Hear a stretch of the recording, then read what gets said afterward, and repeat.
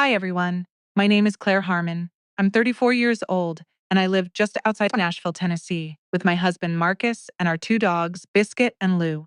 I want to start by saying I am not someone who airs family business online. I'm a pediatric nurse. I spend my days taking care of sick children and trying to hold it together for parents who are terrified and exhausted. I am not dramatic. I am not the kind of person who sits around nursing grudges. I go to work, I come home, I make dinner, I try to be a good wife and a decent human being. But something happened 8 months ago that I am still processing. And the only reason I'm telling this story now is because a woman I loved more than almost anyone in this world left me a message from beyond the grave. And that message changed everything. That woman was my grandmother. We called her Nana Ruth. And I need you to understand something before I go any further. The money? That was never really the point. The money was just the proof. The proof of something I had suspected my entire life, but could never quite say out loud, because saying it out loud would have made it real. That my family had a favorite, and it wasn't me. Let me take you back to the beginning, because this story doesn't make sense unless you understand what it felt like to grow up as the older daughter in the Harmon household. My parents, Diane and Ron Harmon, got married young. My mom was 22, my dad was 25. They were both from small towns in Middle Tennessee. Both came from families where money was tight and emotions were tighter. They weren't bad people. I want to be clear about that. They weren't monsters. They were just limited, emotionally limited in the way that a lot of people from that generation were. They didn't really know how to talk about feelings. They didn't know how to sit with discomfort. And when things got hard, they just kind of went quiet. I was born first. And for about 3.5 years, I was an only child, which honestly I remember as the best years of my early childhood, even though I was too young to fully appreciate them. I had all of my parents' attention. My Nana Ruth would come over twice a week and take me to the park and buy me ice cream and tell me I was the smartest little girl she'd ever seen. Then Brooke arrived, and I know that every older sibling feels a certain amount of displacement when a new baby comes. That's normal. That's human. I'm not sitting here saying I was entitled to be the only child forever. But what happened with Brooke wasn't normal sibling adjustment. What happened with Brooke was something I watched unfold over years and years and years. Slowly, the way mold grows. You don't notice it until it's already covered everything.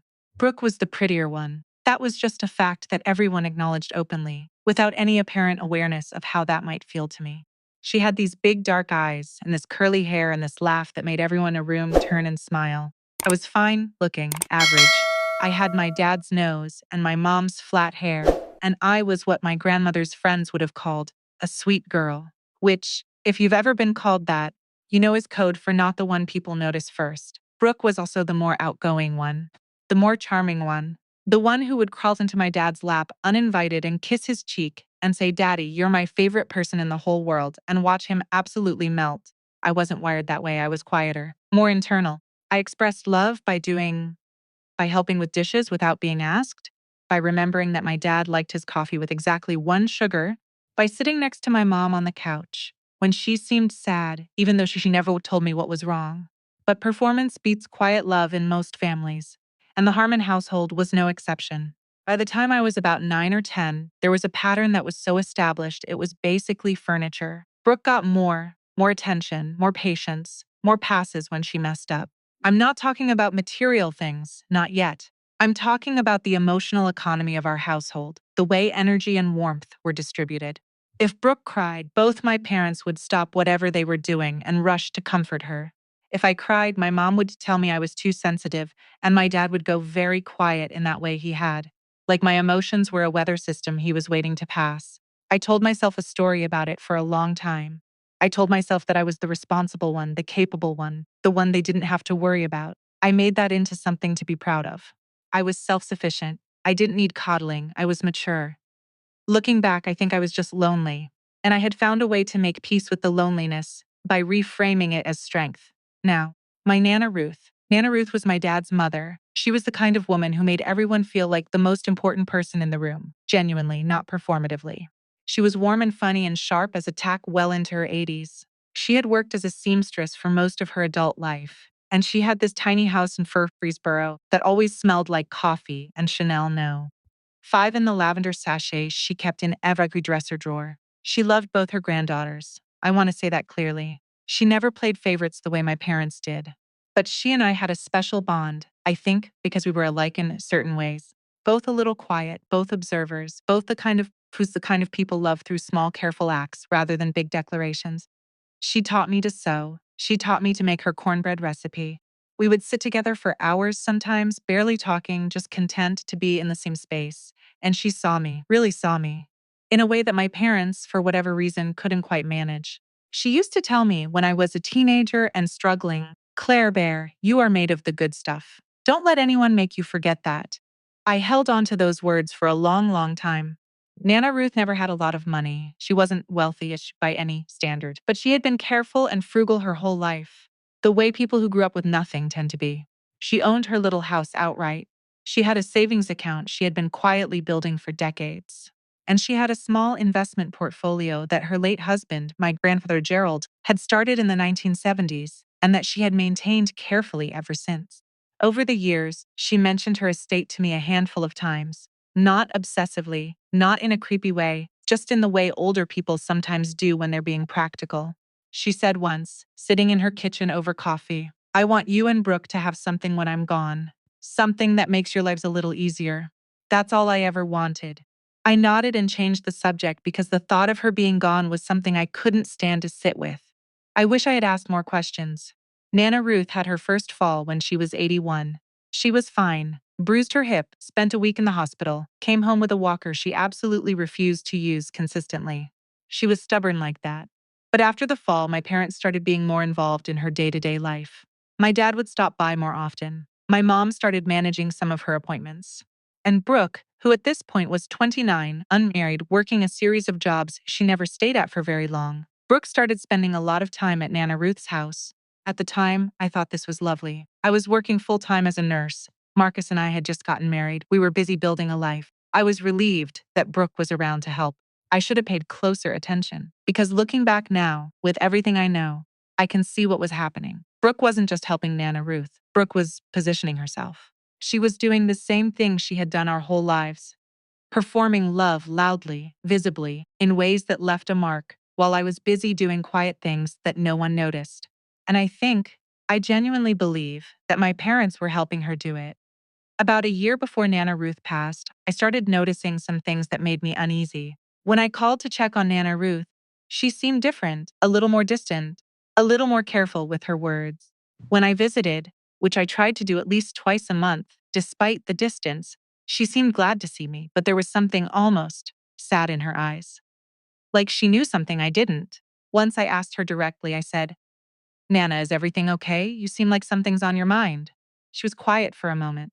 She reached over and patted my hand and said, Everything's fine, honey. I'm just old and tired. But her eyes said something different. I couldn't name it then.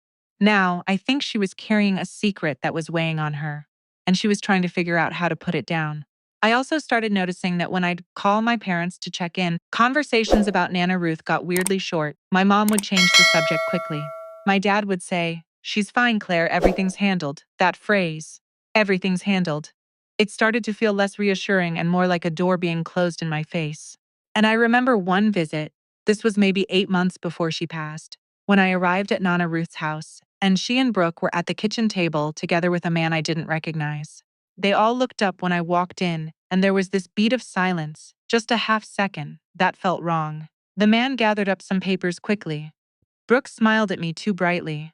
Nana Ruth said, Oh, Claire Bear, what a wonderful surprise. I asked who the man was. Brooke said he was a financial advisor helping Nana with some paperwork. I didn't ask more questions. God, I wish I had asked more questions. If you've ever dealt with a family situation where you felt like something was happening behind your back, but you couldn't prove it, and everyone acted like you were paranoid for suspecting it, you already know exactly how this feels. That horrible combination of anxiety and self-doubt. Telling yourself you're overreacting. Telling yourself these are the people who love you, they wouldn't do that. Comment down below if you've ever been gaslit by the people who were supposed to have your back. Because the comments I've read from people who relate to this story have honestly helped me heal more than I expected. Anyway, Nana Ruth's health declined faster than any of us anticipated in those last few months. She had a stroke in October that left her weakened, and after that she couldn't live alone. Brooke moved in with her full-time, which my parents presented to me as this tremendous sacrifice Brooke was making. My mom actually said to me on the phone, "You know, Brooke has put her whole life on hold for your grandmother. I hope you appreciate that." I remember sitting with that sentence for a long time after we hung up. I was working 12-hour shifts at the hospital, coming home exhausted, calling Nana Ruth every single day, and somehow Brooke, who had no job to put on hold, was the one making the sacrifice. I let it go. I didn't have the energy to fight about it. I just kept calling, kept showing up when I could, kept telling Nana Ruth I loved her and bringing her the lemon pound cake she liked, and sitting beside her bed and holding her hand. She passed on a Tuesday morning in February. I was at work when my dad called. I stepped into the supply closet and I cried for about 10 minutes, and then I washed my face, went back out to the floor, and finished my shift because there were kids who needed me. That's the kind of person I am. I'm telling you that not to make myself sound noble, but because it matters later. It matters that even in the worst moments, I kept showing up. I kept being responsible. I kept being the one who held things together. The funeral was 4 days later. It was beautiful, honestly. Nana Ruth had a lot of friends in Murfreesboro. Women from her church, people from the neighborhood she'd lived in for 40 years. The church was full. People told stories about her that made everyone laugh and cry at the same time. I read a poem she had always loved, Mary Oliver's When Death Comes, and I barely made it through, but I made it through. Brooke cried loudly and dramatically the entire service and clung to my parents and accepted condolences from everyone in the room. I sat in the front pew with Marcus's hand in mine and I tried to just feel what I felt, which was a grief so deep and quiet it didn't have a bottom. Nobody asked me if I was okay. I want you to sit with that for a second. At my grandmother's funeral, the woman I had been closest to in my family for 34 years, nobody in my immediate family asked if I was okay. 2 weeks after the funeral, we were contacted by Nana Ruth's estate lawyer. His name was Mr. Aldridge, David Aldridge, and his office was in a little brick building downtown Murfreesboro. He had represented Nana Ruth for years, handled her will, her finances. We were all scheduled to come in on a Thursday afternoon. Me, Marcus, my parents, and Brooke. I remember getting dressed that morning, feeling nervous and I couldn't fully explain. Marcus asked if I was okay, and I said I thought so. I said I was sure Nana Ruth had left things fairly. I said she loved us both. I still believed that then. We arrived at Mr. Aldridge's office, and everyone took seats around a conference table. My parents sat on one side with Brooke between them. Marcus and I sat across from them. Mr. Aldridge sat at the head of the table. He was a calm, careful man, silver-haired, reading glasses on a chain around his neck. He had a thick manila folder in front of him and a yellow legal pad covered in notes. He started by expressing his condolences, said Nana Ruth had been a client and a genuinely good person for nearly 20 years, said she had been very clear and deliberate about her wishes. Then he opened the folder, and that's when I felt the first real drop in my stomach. Because he started reading, and the number he said, the total value of the estate, was significantly larger than I had expected. The house alone had appreciated considerably over the decades, plus the savings, plus the investment portfolio. Combined, Nana Ruth had accumulated just over $380,000 in assets. I looked up from the papers and glanced across the table at my parents. My mom was staring at the folder. My dad was staring at the table. Brooke had this expression on her face that I can only describe as careful, like someone trying very hard, not. Mr. Aldrich continued reading. The house, to be sold, proceeds divided, and here I lean forward, between Brooke Harmon and the Murfreesboro First Methodist Church's charity fund. I blinked. I waited. He kept reading. The savings account, the investment portfolio, the personal belongings of value. All of it, directed toward Brooke with Small's charitable donations designated as well. My name appeared exactly once in the entire document. I was to receive Nana Ruth's sewing machine, the old singer she'd had since 1974, and a box of personal mementos she had specifically set aside for me. I sat there and I didn't say a word. Marcus squeezed my hand under the table so hard it almost hurt. My mom looked at a spot on the wall to my left. My dad cleared his throat. Brooke slowly released a breath she had been holding, and I watched her shoulders come down about 2 inches. I have gone back and tried to describe what I felt in that moment, and I still can't do it full justice. It wasn't just the money. Please hear me when I say that. Yes, $380,000 is life-changing money for a pediatric nurse in Nashville. Yes, that would have paid off our mortgage. Yes, that would have changed things for us. But what knocked the air out of me wasn't the dollar amount. It was the message. Because the only reason to cut one grandchild out of a will completely, to reduce her entire share to a sewing machine, is if something happened. If something was said. If someone told Nana Ruth something that made her change what she had once intended. I thought about the man at the kitchen table with the papers. I thought about how my parents had acted in those final months, how they managed her appointments, how Brooke moved in, how everything was handled. I thought about the way Nana Ruth had looked at me during my last few visits, that sad, weighted look, and I felt sick to my stomach. After the meeting, in the parking lot, I turned to my parents. My voice was completely calm. I don't know how. I said I'd like to understand what happened. My mom said, Claire, this was Nana Ruth's decision. We need to respect it. My dad said nothing. He looked at the ground. Brooke said, Nana loved us both, Claire. She just wanted to make sure I was taken care of. I looked at my sister. Her eyes slid away from mine almost immediately. I got in the car. Marcus drove. I stared out the window the entire ride home and didn't say a word.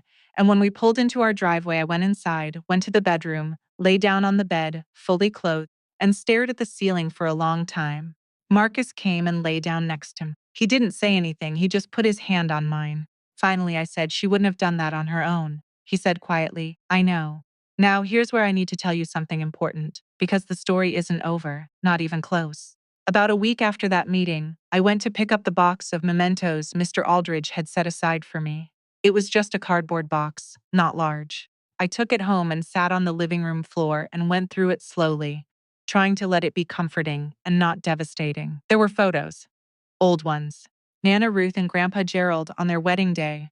A photo of me and Nana Ruth at the park when I was maybe 4, her laughing at something I'd apparently said. A few of her recipe cards in her handwriting, the cornbread, the lemon pound cake, a Christmas cookie recipe I'd forgotten about, her Bible with my name written inside the cover in her handwriting. And at the bottom of the box, under a folded piece of tissue paper, was a phone. Not my grandmother's current phone, the smartphone my dad had gotten her a few years ago. This was an older phone, a little flip phone, the kind she'd had before. I stared at it for a second, confused. Why would this be in the box? I opened it. It had a charge barely, maybe 10%. I pressed the button to illuminate the screen. There was one thing on it, one thing saved in the voice memo app. The recording was labeled, for Claire. My hands were shaking when I pressed play. And then I heard her voice. I hadn't heard her voice since the week before she passed, and the sound of it, even thin and tired as it was on that recording, just broke me open completely. I started crying before she even said anything. But I kept listening. She said, Claire Bear, if you're hearing this, then David has given you your box. I told him to make sure you got the phone. I need to tell you something, and I need you to listen to the whole thing before you react, okay? You were always the one who could hold hard things. I always knew that about you. About 6 months ago, your mother and your father sat me down, and they told me that you and Marcus were doing very well financially. They said Marcus had gotten a big promotion, and that you two were talking about buying a second property as an investment. They said, honey, you don't need the money the way Brooke does. Brooke doesn't have a partner. Brooke doesn't have stability. They asked me to consider redirecting the majority of the estate to Brooke. I want you to know. I want you to really hear this. I did not agree to that conversation easily. I fought it. I told them what I had intended. But they kept coming back. They brought Brooke with them twice, and she cried and said she didn't know what she'd do without some kind of foundation under her. And I was tired, Claire Bear. I was so tired and I wasn't well, and I gave in. But then I had time to think, and the more I thought about it, the more wrong it felt. So I called David Mr. Aldridge without your parents knowing. And I told him what I'm telling you now. I told him I believed I had been pressured. I told him I didn't feel the change to my will was made freely. He told me what that might mean legally. And I told him to do what he needed to do with that information. Claire, the money I'm leaving you in the original will, the will I made before any of this, is yours. David knows he has everything. I need you to know one more thing. You were never less loved. Not for one day. You were just easier to take for granted because you never needed to be rescued. I'm sorry for that, my sweet girl. I'm so sorry I let anyone make you feel like you were worth less. You are the best of us. Don't let them make you forget that. I love you, Claire Bear, all my love, always. I sat on my living room floor for probably 45 minutes after that recording ended. And then I called Mr. Aldridge.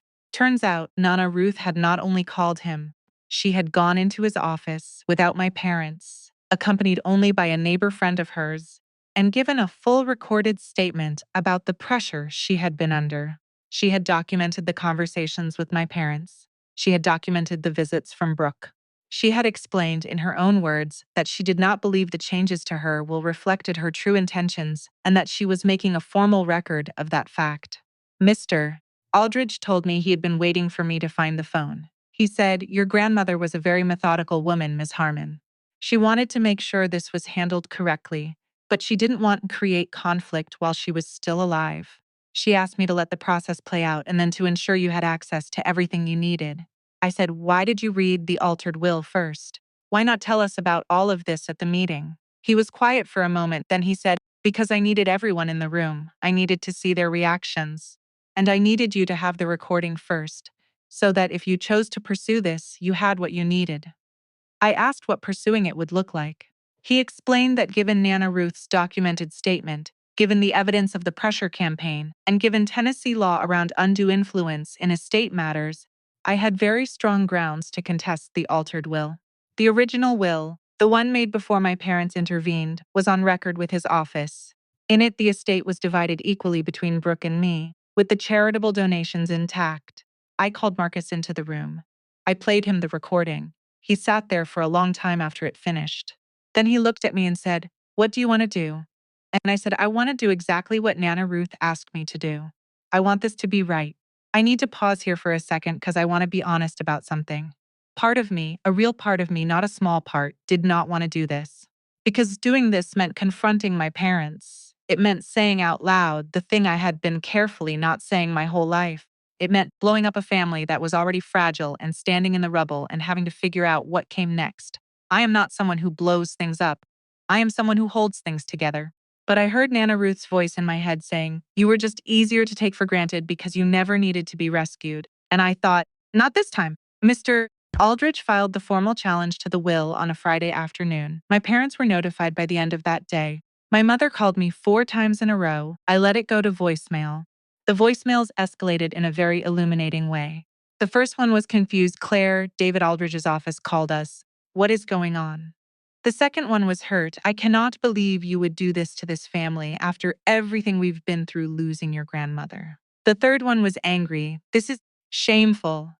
Claire, Nana Ruth made her wishes clear and you are dragging her memory through the mud." The fourth one was something I will never forget.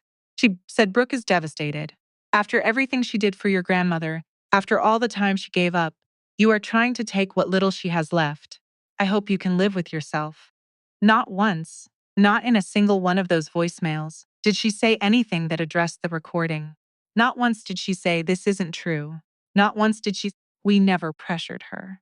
And if you've been sitting here wondering whether my parents knew about the recording, whether they knew Nana Ruth had documented what they'd done, I think that silence tells you everything.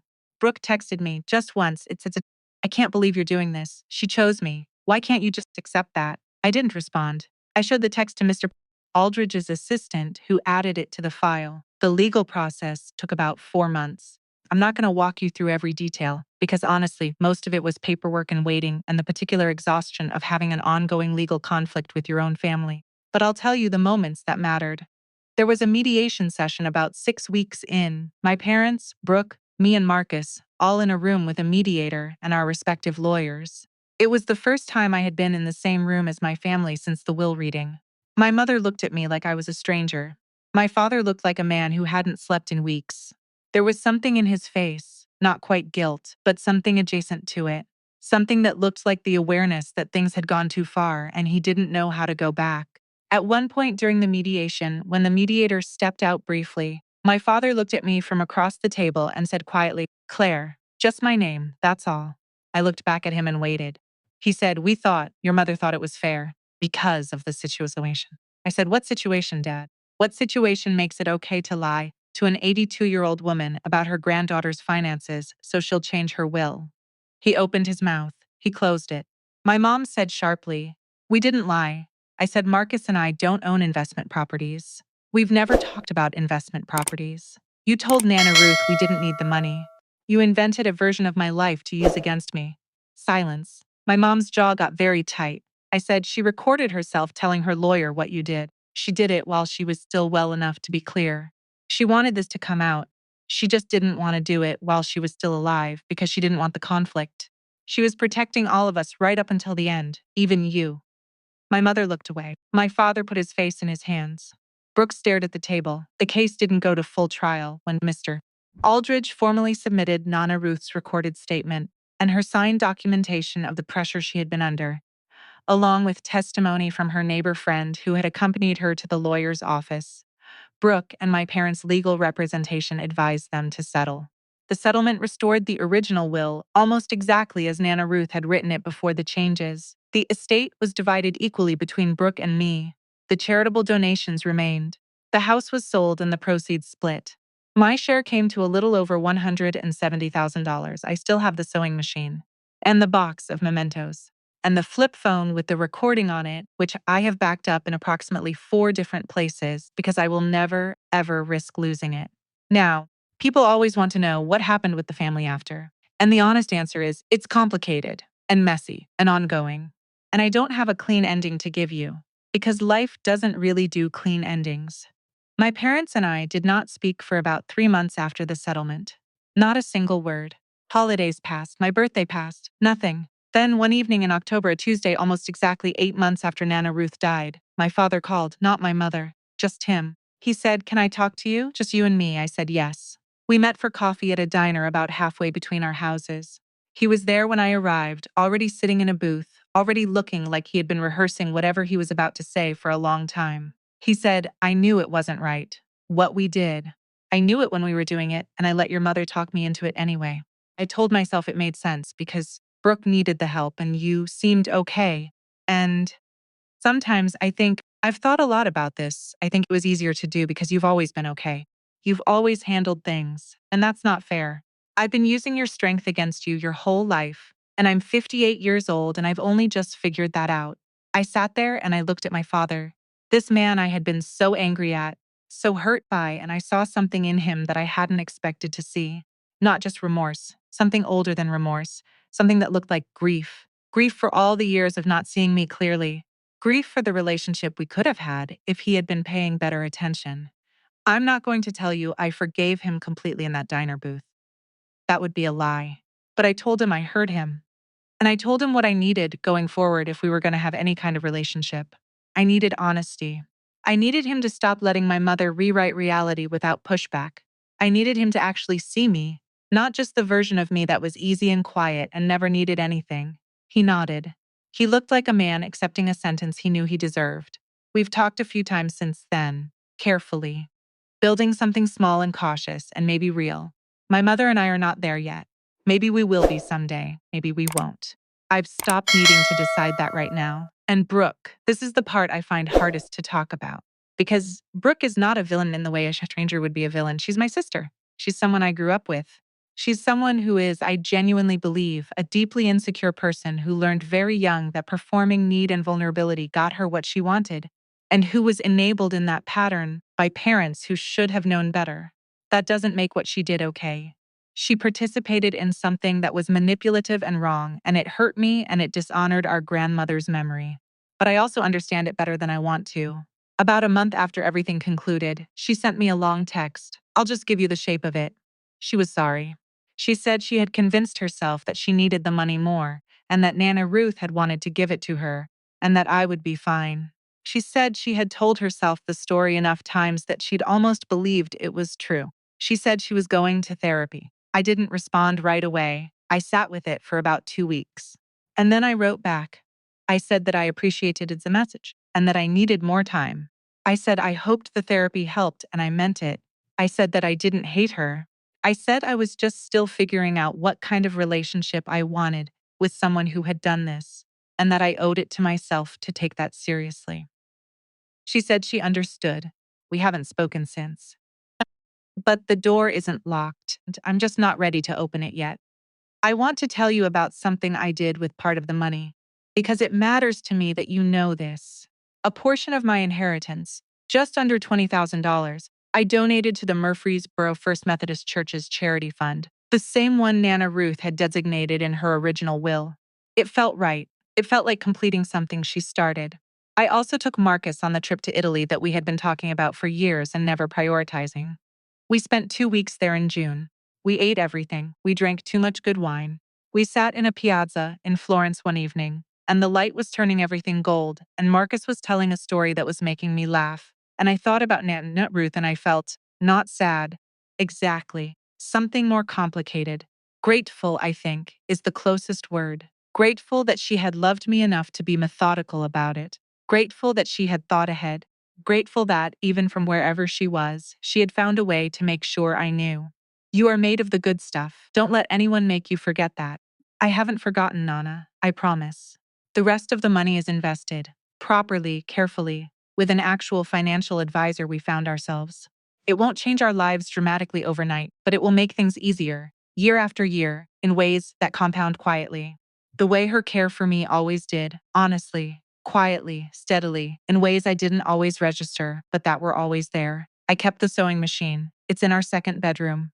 I've been learning how to use it, watching YouTube tutorials, starting with simple things, hemming pants, repairing a ripped seam in Marcus's jacket. I'm not good at it yet, but I'll get better. Every time I sit down at it, I feel her near me. I know that sounds like something someone would make up to tie a story together in a nice bow, but I mean it. I really do mean it.